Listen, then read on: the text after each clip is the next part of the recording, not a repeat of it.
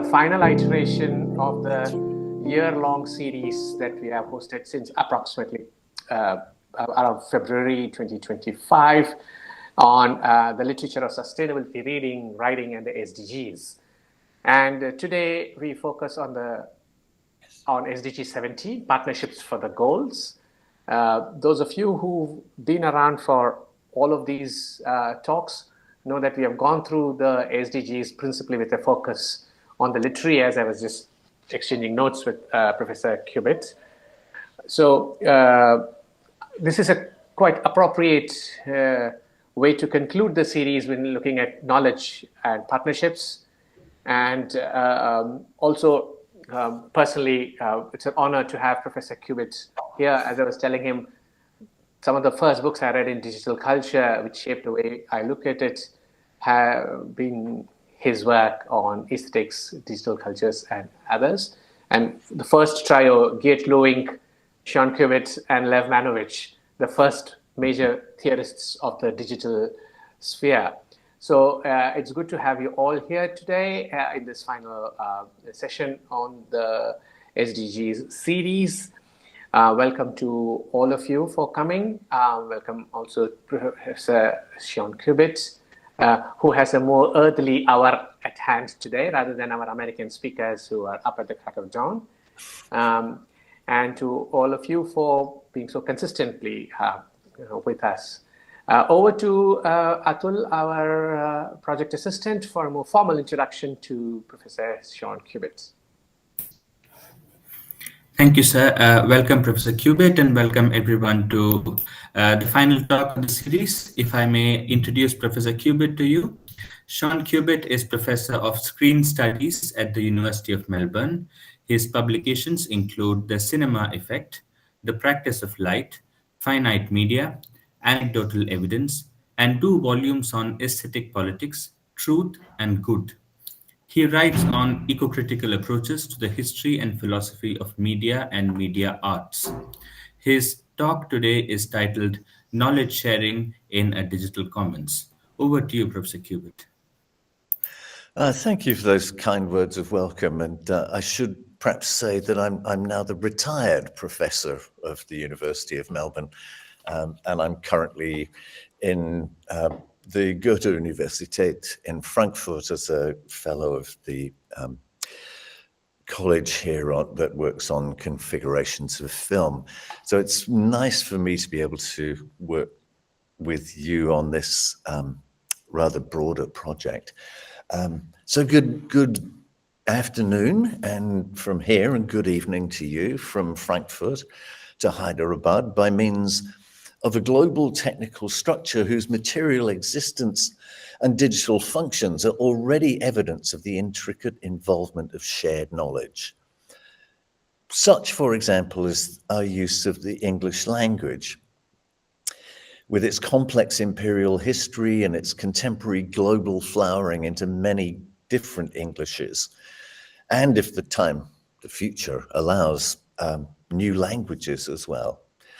We're also reliant on glass fiber, plastics, probably satellites, some of them nuclear fueled, all of them and the subsea cable networks they combine with, dependent on huge quantities of common metals and smaller but still important quantities of rare earths.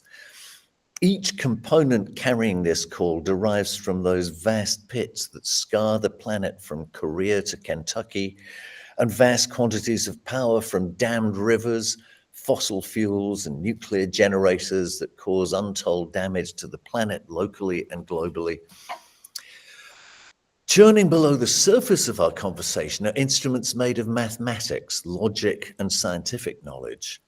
Tens or more likely hundreds of companies participate in this communication, each of them claiming ownership over one part or another of this vast infrastructure, including the logical mathematical algorithms and even the names and words we use to describe ourselves and our lives. The sheer weight of this material infrastructure would be enough on its own, but it only gets heavier when we consider how it depends on corporations that have declared that they alone own the lands, rivers, and science that go into the internet. They alone. That means they have the right to exclude anyone and anything else from decisions about how to use or abuse the territory they claim. No human has a legal right over them, and most assuredly neither do animals, rivers, mountains, or seas. The rights of property overwhelm any other responsibility or obligation. The law that recognizes corporations as legal persons does not place them under any obligation or ethical pressure that you or I might feel. The same is true of the algorithms they rely on. Without the ancient knowledge passed down from the deep past, there would be no mathematics or logic, none of the advanced software systems that enable an otherwise apparently simple connection. They inherit, now let me try to show this image. They inherit the ancient routes used for post and navigation. So if you look at the map I'm just about to try to show you, you'll see that across Central Asia, the terrestrial cable follows the ancient Silk Road, and how maritime cables are still laid down along passages that was inherited from ancient voyagers according to seasonal winds and waters, but they give no respect to that common inheritance. The concept of intellectual property is a contradiction, as we will see, but it is the law made by and for the corporations that not only claim ownership over the earth and what it knows, but over the living and what they know. Artificial intelligence merely increases the burden. Until now, corporate seizures only wanted the knowledge of the commons. Now it accumulates its emotions as well, all the random beliefs and prejudices without logic or selection. The purpose of artificial intelligence is not simply to pass a Turing test, to make ordinary users believe they're talking to an ordinary human. That's a low enough bar. All it requires is that the AI exhibits the most banal average behavior. Of course, that's not enough. Corporations want AI to supplant the work of living intellectuals. The biggest use at the moment is the quest to produce new molecules for medicine and consumer goods, not in order to bring health into the reach of the poorest, but on the contrary, to secure more profits. AI in the creative industries is the same, crowd-pleasing averages that secure the maximum profit for the least outlay. This is not the best or most respectful use of AI. That artificial intelligence is the accumulation of ancestral common knowledge and deserves to be set free from the chains of exploitation. This is just one of the risks implicit in any attempt to restore and liberate the commons. So I'll just stop sharing for a moment and we'll come back and look at this image. So stop sharing. Before we confront the uncertain future, I first want to evoke a thoroughly Western history of these variations on common knowledge and to try to reconfigure them for a decolonizing way of thinking about the global condition of shared knowledge in the digital culture. I want to look briefly at a specific, but I believe typical and significant history of the enclosure of the commons and the story of how measuring became a central and perhaps defining characteristic of contemporary culture. The history of assessment, calibration, and accounting will make it possible to make the case I want to discuss with you concerning older, more widespread and folkloric ways of sharing ideas, practices, and cultures. In particular, I want to suggest that the history of gardening, while it's been constantly exploited in histories of science and agribusiness and used as an emblem of power and prestige, nonetheless remains a vital common resource. But to begin with, let me quote from the famous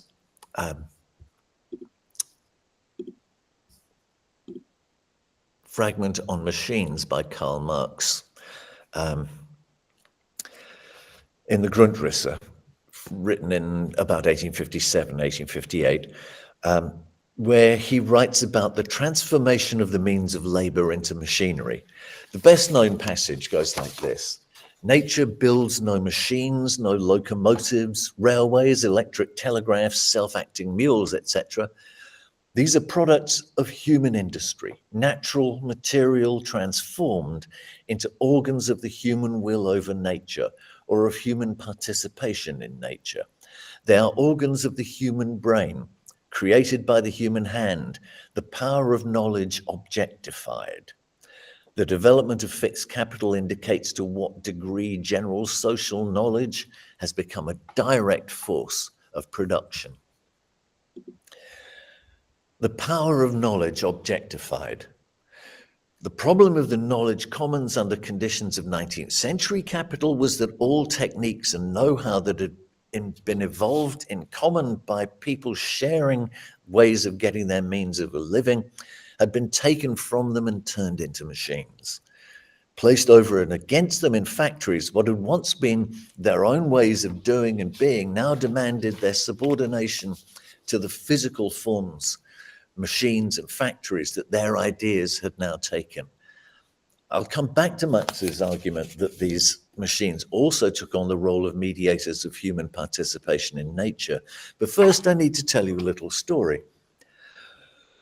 About 20 years ago, in the small foyer of our department at Te Whare Wānanga Waikato, the University of Waikato in Aotearoa, New Zealand, I was talking about this idea to the Māori filmmaker Barry Barclay, when he said, you see, that's the difference between you Pākehā white fellas and us. We know the names of our ancestors. And his words hit me like a freight train.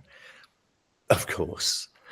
What we lost in our machinery is the accumulated wisdom of everyone who has ever lived.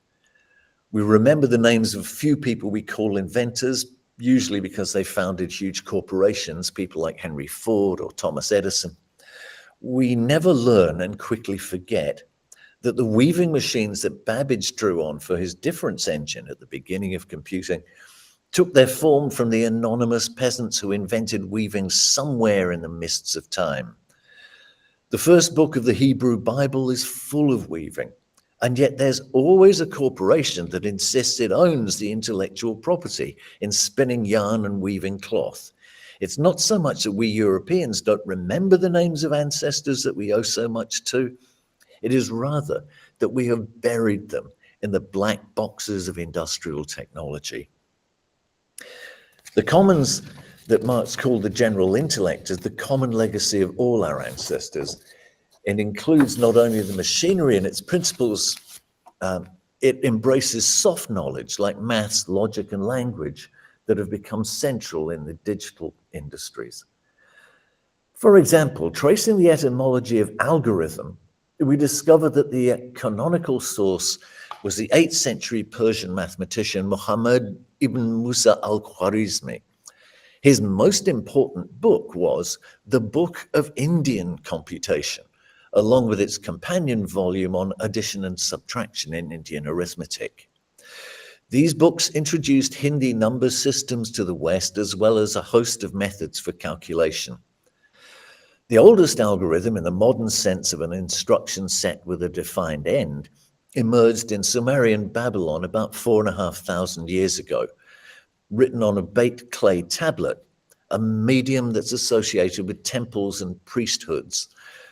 The oldest algorithm tells us how to divide one number by another and work out the remainder, the kind of task that's easily done with fingers, which of course are the origin of digital media.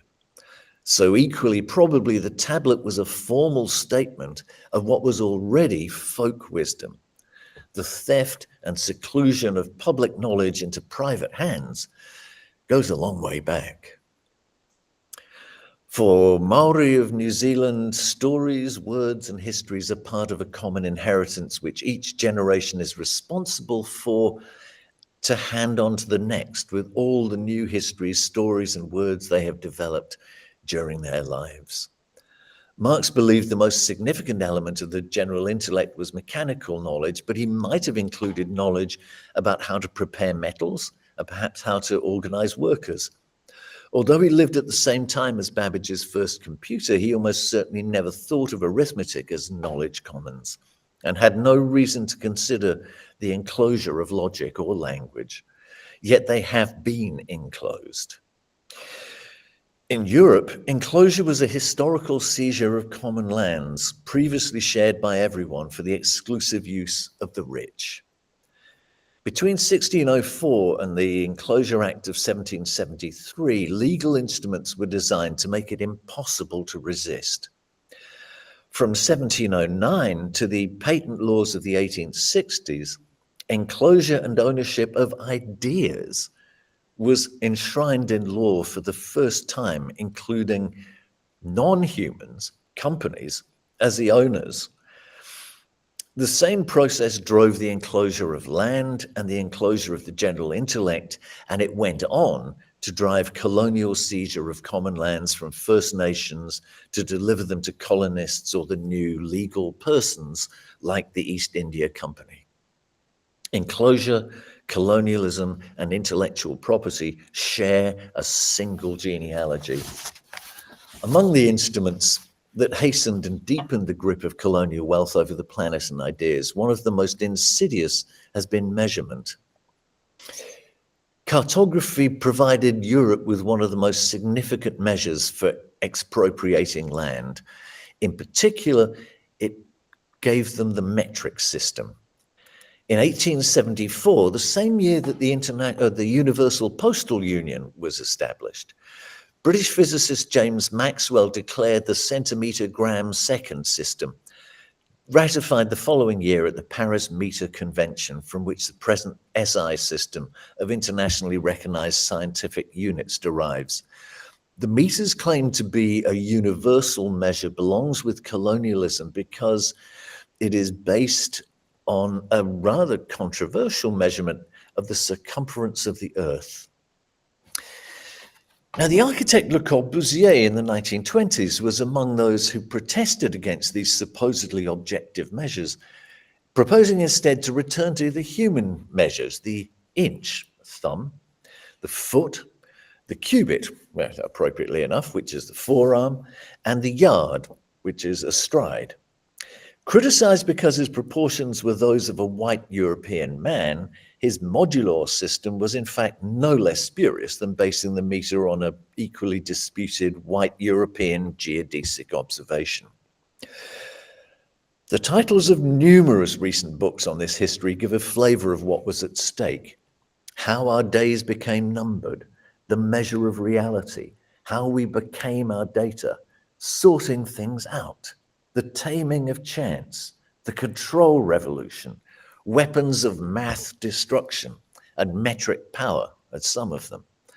As Marianne Doan has written, scale is always comparative, relational, and it can only be understood as produced for a particular viewpoint or subjectivity. Control over the units of measurement not only prefigured control over human activity, it not only normalized a specific male Eurocentric metric, it also gave power over people's otherwise random activities at work and beyond through statistical accounting. Now we live in an accounted world. Every click, every swipe, every like is enumerated. The older traditions Le Corbusier hankered after were grounded on an imperial man of ancient empires. The rule of the international system of units, the SIs, replaced them with a no less imperial practice of accountancy based on interchangeable units. Interchangeable units like money and commodities under capitalism, which are also the basis of packet switching, the foundational technique of contemporary digital networks. What commons exist at the end of the first quarter of the 21st century are marked by the triumph of commodity relations and the universality of zeros and ones. Metrics are hegemonic in the sense that they encourage belief there is no viable alternative. There is one mode of intelligibility capable of answering any question we might pose. This reduction of living to institutional relations and exchange leaves open the question of what might be left over that we can use to rebuild a knowledge commons in the 21st century. Now, I have to paint an even bleaker picture before we leave our way out. The French psychoanalyst Jacques Lacan believed that the unconscious was structured like a language. Because we think grammatically in words, language is the medium of consciousness. Therefore, the unconscious is shaped by how exactly it is excluded from language.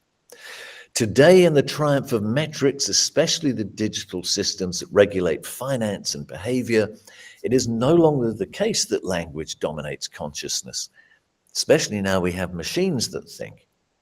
And consciousness is therefore no longer exclusively human. The dominant mode of rule in the 21st century is exercised by code. The contemporary unconscious is increasingly structured by its exclusion from code. Whatever cannot be coded escapes the system, but from the perspective of the system, it is reduced to unconsciousness, symptoms of affective and intellectual estrangement. To the extent that there are still human individuals, we're still shaped individually by the linguistic unconscious, but to the extent that we are social, our collective unconscious is increasingly shaped by code. I call this a mass unconscious because code deals with mass phenomena, and it reduces individual rebellions and weirdness to statistical aberrations. Now, code isn't just infrastructure, it's the medium of real-time data harvesting. In Marx's days, machines enclosed the skills and knowledge of the dead. Today, it is the living whose knowledge and skills are captured and put to work for impersonal corporations. We thought cyborgs would look like Arnold Schwarzenegger, humans with biochips implanted. Actually, existing cyborgs look like Microsoft or Vodafone or your bank. They are immense networks of computers with human biochips inserted. Cyborg corporations are not like humans. They are not alive, or only partly so. Made up of accumulated ancestral wisdom, they seek to accumulate more knowledge, enclose and exploit it. In this process, cyborgs become more like ancestors and treat living people more and more as if they too were dead repositories of the dead knowledge that they call data. Code is a mass consciousness of half-living, half-dead cyborgs, the instrument capital uses to run this planet. It leaves individual living humans unhappy, each suffering their unconscious in their own way, as socialization into linguistic consciousness always did. Only now our unhappiness is supplemented by the mass exclusion of the living from code. Unhappiness is no longer purely personal. Hysterical jubilation and unchallengeable fury are increasingly socialized, because even unhappiness is harvested for future profits. We sense the social increasingly as a field of fear and madness. This condition challenges understanding of what might count as knowledge today, and in what sense or senses it still might be common. Can knowledge ever be private property? Can any ethical order give the right to deprive another of knowledge? Private property implies privation. I can legally deny you access to what English law calls rivalrous goods, things that can only be used by one person at a time, such as my lunch. But if I know something and you learn it, I still know it. There's no rivalry, no exclusivity, save only the economic one propounded by the patent laws of the 1860s and now hegemonic. Not only do I not know what Facebook knows, I don't know what Facebook knows about me, how it knows it, or what it does with that knowledge. I'm not supposed to know how corporate computation works, or even that it works. The vast majority of users, and I include myself, have only the dimmest idea of the materials, energies, and consequences involved in the everyday practice of liking a post. Our illuminated lives are circled round with oceans of artificial ignorance. The fearsome alternative to the knowledge commons is common stupidity, on which, by and large, the contemporary political economy depends. Now, the philosopher Ernst Bloch once argued that hope would not be hope if it could not be disappointed. Imagination is more powerful, because imagination is not imagination if it cannot be realized. Imagination is hope turned into activity, concerned to change the world. It places an ethical burden on the living to bring about a better situation in concert with everyone and everything else involved in it. The fear is that there may no longer be such a thing as common knowledge, because it has been enclosed and stolen, and because beliefs in singular powers like the invisible hand of the market or progress are so deeply discredited by everyday atrocities. In place of common knowledge, we need to share a common imagination. Creating a common imagination doesn't have to mean abandoning the knowledge commons. It does imply finding elements of it that have not yet been enclosed, which brings me at last to gardening. Agribusiness, the chemical industries, and the home improvement retailers have moved in, but one of the oldest activities is still a model of how a common imagination can draw on a still vibrant knowledge commons: gardening. Not the great formal gardens of Shah Jahan or Versailles designed to overwhelm their visitors with wealth and power, but the little domestic patch with a few vegetables and flowers, shrubs, perhaps a tree or two. Unlike the Garden of Eden, where God put the first humans, the domestic garden is not innocent of history. There are 3 rose bushes in my garden. I'm just going to try to share this, some pictures for a moment. There it is, right.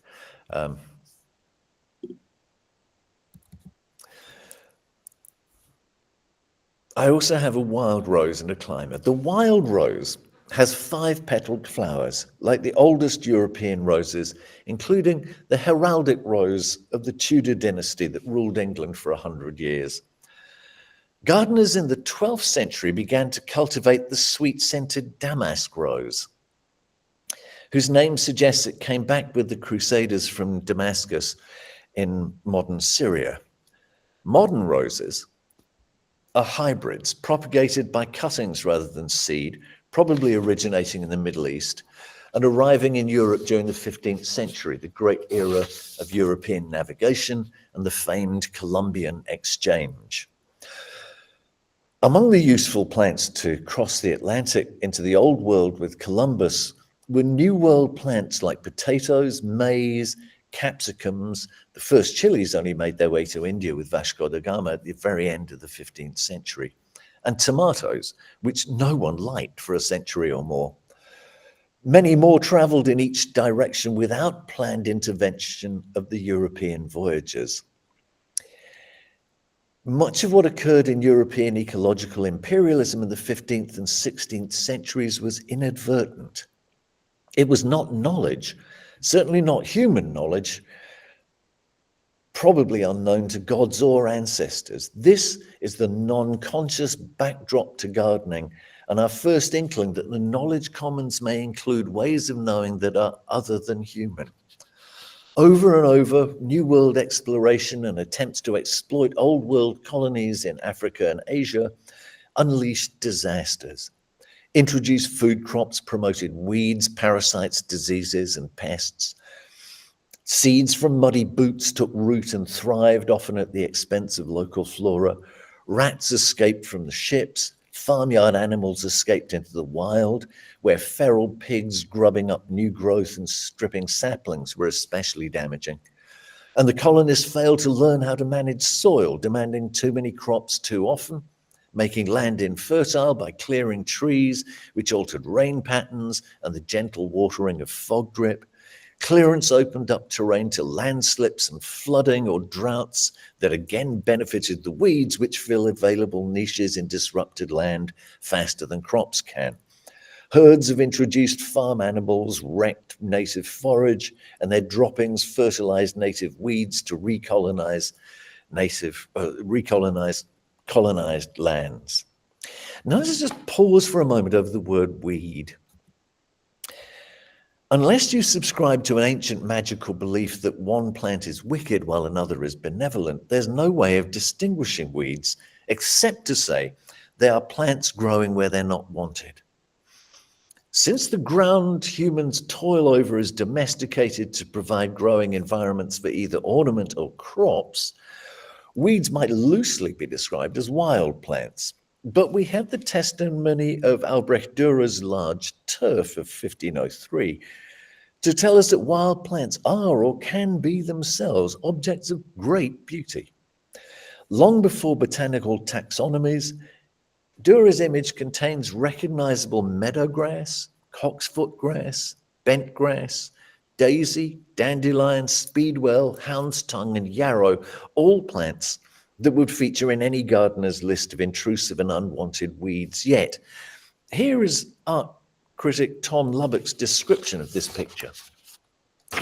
Dürer's realism is not only in the rendering of particulars, it's in how they're arranged, or rather unarranged. Unlike a list of names, unlike the images in an ancient herbal or a modern textbook, the large turf doesn't visually isolate or distinguish its various plants. It presents them in a state of natural disarray, confused, interleaved, entangled. Though each growth is clearly identifiable, the picture is far from being a biological ID parade. It is a slice of living, chaotic undergrowth. What might have been going through the artist's mind as he labored over this careful, precise, and still legible image is a mystery. It's certainly easily distinguished from earlier depictions of gardens where few, if any, of the plants matched botanical descriptions. Dürer has abandoned the symbolic role played by reeds, thistles, or roses in medieval art, but even in contemporary viewers, when we marvel, as Lubbock does, at the complex ecology he depicted, we know that the word ecology, and almost certainly the concept of complicated interwoven networks that we can draw on, wasn't available in 1503. Similarly, if we want to believe Dürer's collection of weeds is an early example of realism, another term Lubbock uses, we should suspect that we are laying the multiple meanings of that word over something that was very probably not inspired by anything like it. We may be on safer ground saying Dürer was drawing on common knowledge of plants and their interactions, and in his way contributing to passing that knowledge along. Just possibly, he was responding to the wisdom that plants show when they grow together. The history of what followed helps understand what is common and what is not. In a letter of the 14th of October, 1492, Columbus mourned not knowing the names of the plants he was collecting. "It grieves my heart not to recognize them," he wrote, going on to say, "for I am sure they must all be useful." An important response to that ignorance came in the form of the Codex de la Cruz Badianas, compiled in the 1540s by a convert priest from a Nahuatl text, including much on indigenous medicinal use of plants. As colonial exploitation of plants from various hemispheres continued, the idea of local knowledge was rapidly suppressed. The process was not exclusively driven by the rise of rationalist science. Take the case of sugarcane. Originally from New Guinea and spread via the Malay archipelago to reach the Ottoman capital in time for the Crusaders to introduce it to Europe. Europe until then had no sugar, only honey. Refined sugar became a passion among the wealthy. Crusaders tried to cultivate cane in Europe without success, but it flourished in the semi-tropical island colonies of Madeira and the Canaries. Now, in the wake of Columbus, cane made its way across the Atlantic to the West Indies. the infamous triangular trade of British colonial sugarcane, shipped to North American cities to be made into rum, exchanged for African slaves who came back across to the West Indies to grow more cane, dominated the first half of the 18th century. By then, cheap sugar was a vital supplement in the diet of the new working class emerging in response to the demands of the Industrial Revolution. If the global commons faced threats of migrating plants and ecosystems, the knowledge commons faced a threat from a very different direction. In 1694, de Tournefort published his Éléments de botanique, whose preface responds to Columbus's complaint. To know plants, he wrote, is to know with precision the names that have been given them in relation to the structure of some of their parts. The principle of naming plants for their discoverers or place of origin gave way to the emerging scientific principle of measuring and counting, not only petals, leaves, and stalks, but increasing the sexual organs, stamens, and pistils. Some 40 years later, de Tournefort's preliminary system was formalized and overtaken by the Systema Naturae of the Swedish biologist Carl Linnaeus, promulgated in 1735. Older herbaries, which collated folk wisdom about the husbandry and medicinal properties, as well as folk tales and superstitions about plants, rather like the Codex Cruzbarianus, gave way to these new botanical taxonomies. To a great extent, the scientific developments benefited from knowledge previously produced in common by peasant farmers. From the early 16th century, the gradual enclosure of common land and the limitations placed by rich landowners on the number of animals that commoners could keep threatened European food supplies. A growing population on a diminishing supply of land demanded innovations, many of them initially accidental, and passed on by word of mouth. They included using waste from the harvest and from animals and leaving fields fallow. The practice of cross-pollination in plant husbandry to secure hybrids combining desired virtues seems to have emerged in the same period. The new taxonomies based on plants' sexual organs pass this knowledge into specialist hands. Now, a dramatic example of the enclosure of common knowledge and its suppression and its persistence is the history of the mandrake, a gendered illustration of which was rejected by the Académie Française in 1676. Mandragora is a nightshade. It's hallucinogenic, narcotic, and in sufficient doses poisonous. It's believed, or was believed, to grow best under gallows, nourished by the semen or blood of the hanged, and the shriek that it gave when it was pulled from the ground drove men mad or killed them. It was believed the mandrake could only be safely uprooted by moonlight after appropriate prayer and ritual by a black dog attached to a cord. In another tradition, it had to be dug up on the evening of a new moon. According to Dioscorides in the 1st century, it will leave traces of blood in the earth. In some German mythology, a benevolent sentient being lived under the ground below mandrakes and brought good fortune and wisdom to its harvesters, for whom its virtues were its uses as an analgesic, a soporific, to soothe menstrual pains, for love potions, and to ensure pregnancy. Despite the attempted elimination of these superstitions, both the English mandrake and the German word for the same plant, Allreiner, made it into 20th century popular culture. Now, scientists fought to suppress this kind of folk wisdom as they wanted to repress the older theology of miracles and wonders in favor of an all-rational God. Here, for example, is Linnaeus himself. The species of botanists, the species studied by botanists, come from the all-wise hand of the Almighty. The varieties of florists have proceeded from the sport of nature, especially under the auspices of the gardeners. Botanists deal in species, florists in varieties. Science deals in the ideal type, gardeners with the unique instance. Botanists work with reason, gardeners with random sports.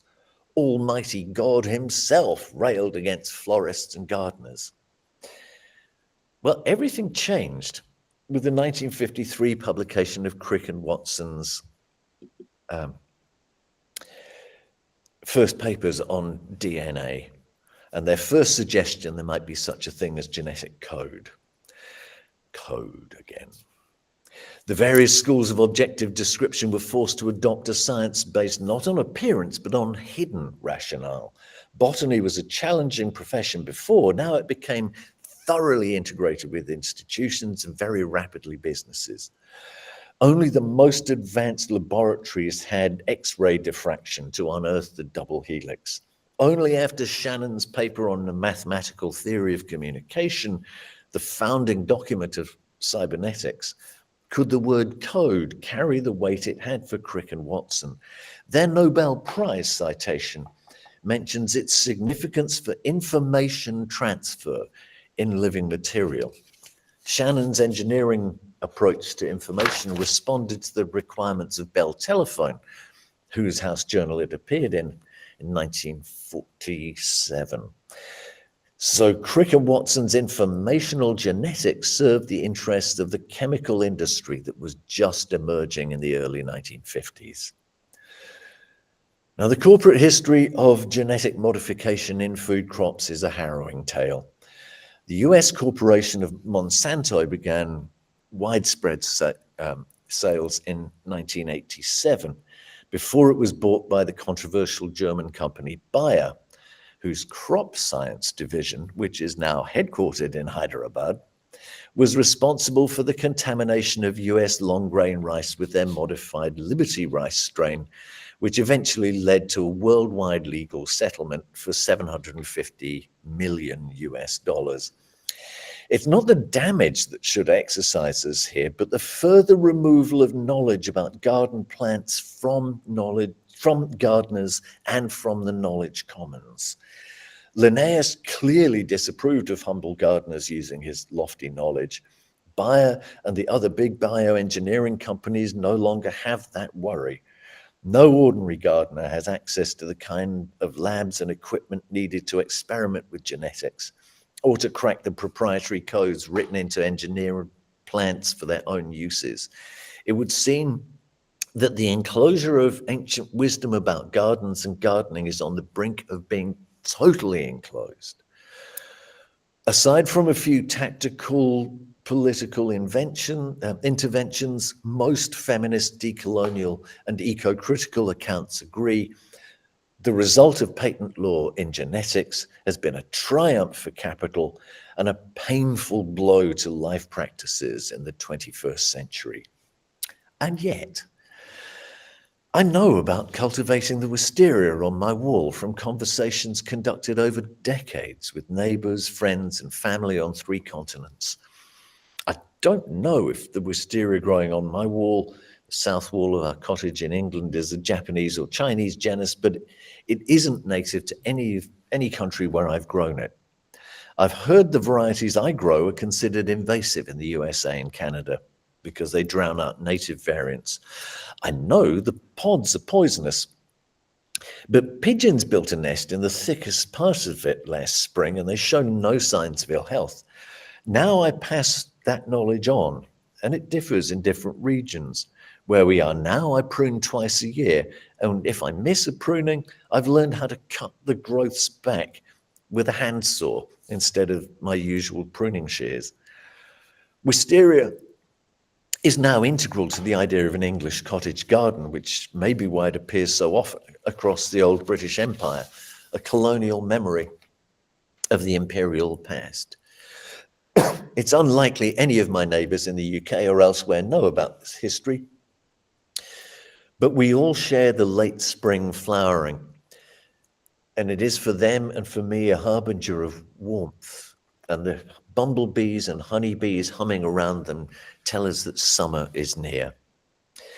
Like the rose and the garden itself, wisteria has its own symbolism, and the symbols remain.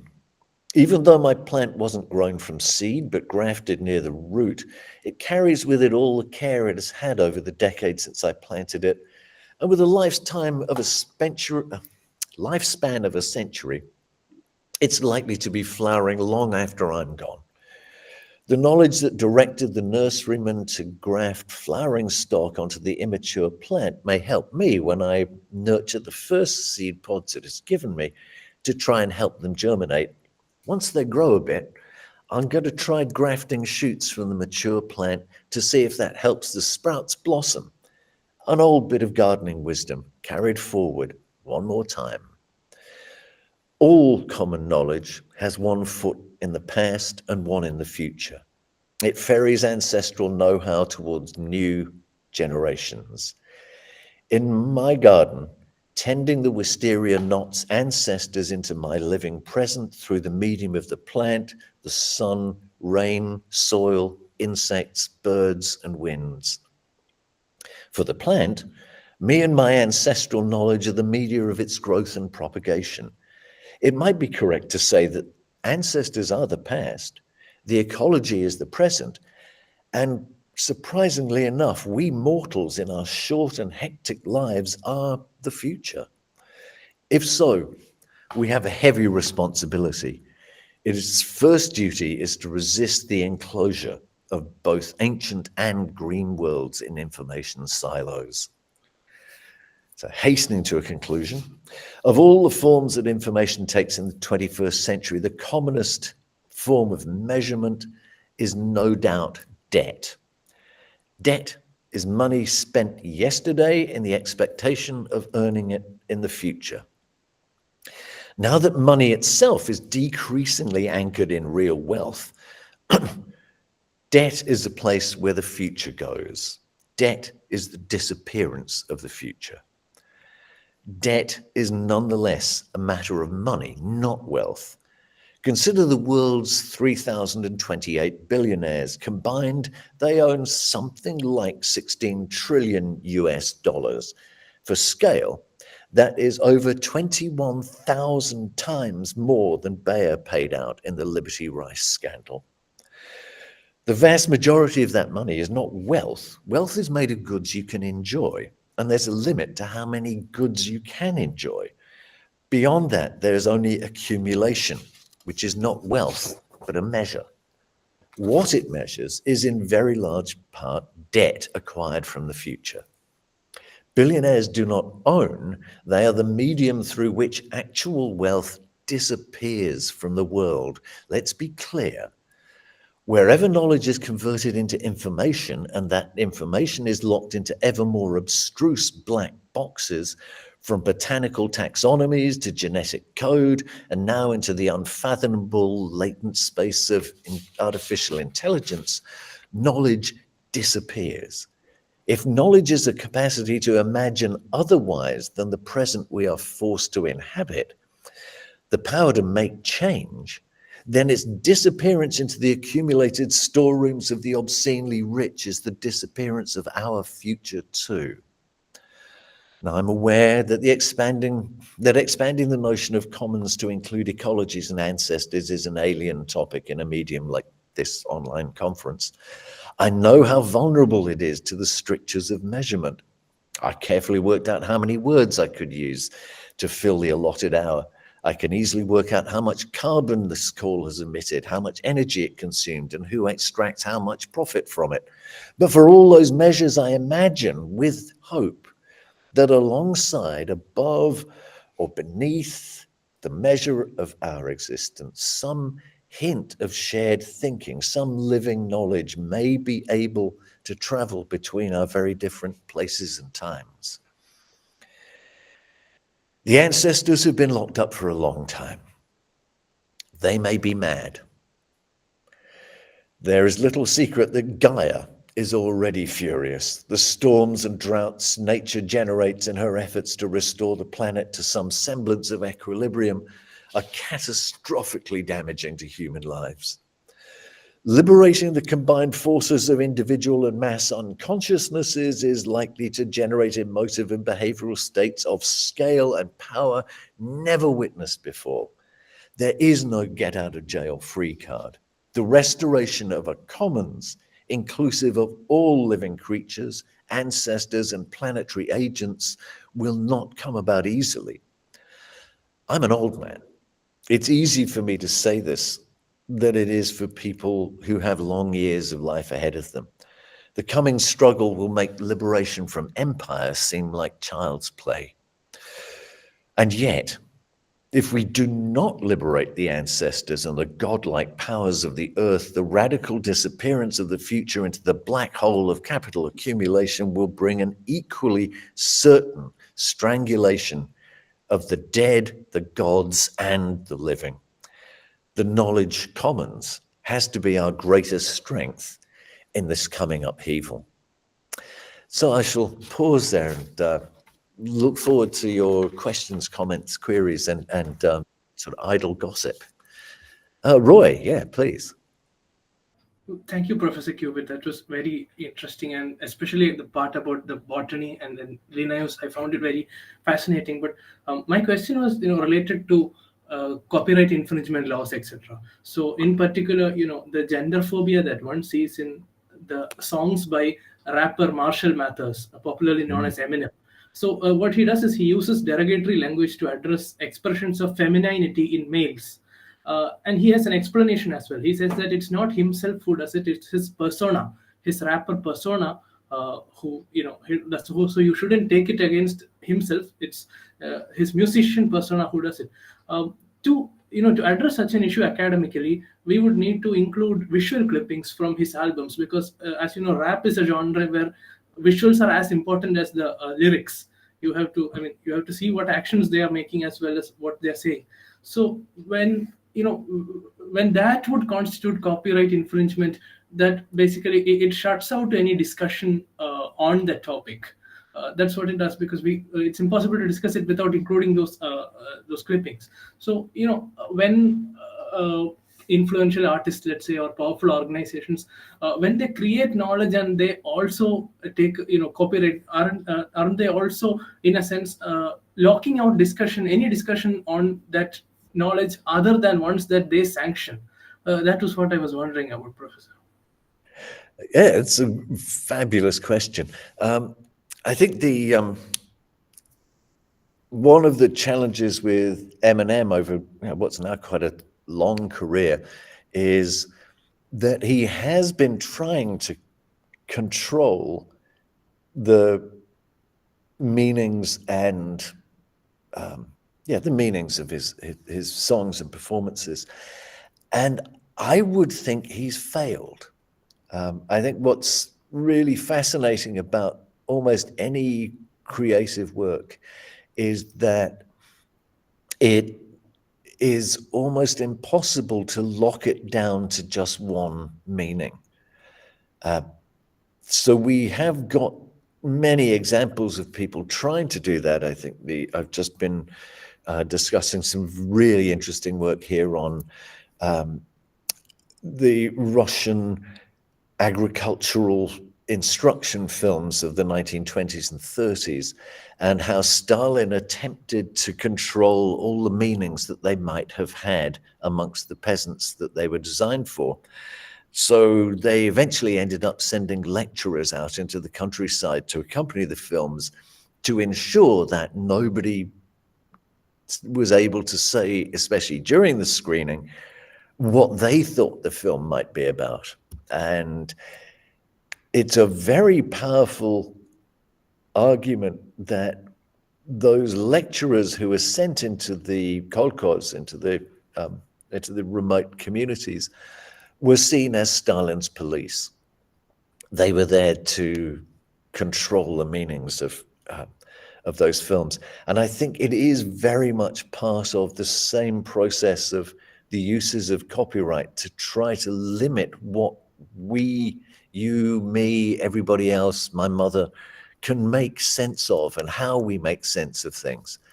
Because we are, I think, capable of making anything that's genuinely creative work in all sorts of interesting and creative ways that maybe its creators never foresaw. Thank you, Professor Cubitt. Thank you.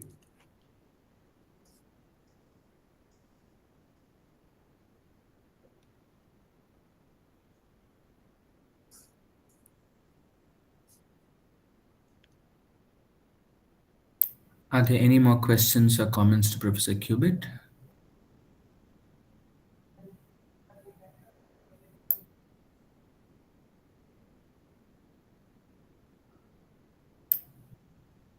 If there are no more questions, we could perhaps conclude today's session. And for a formal vote of thanks, may I invite Professor Anna Kurian, Faculty Fellow of the UNESCO Chair in Vulnerability Studies.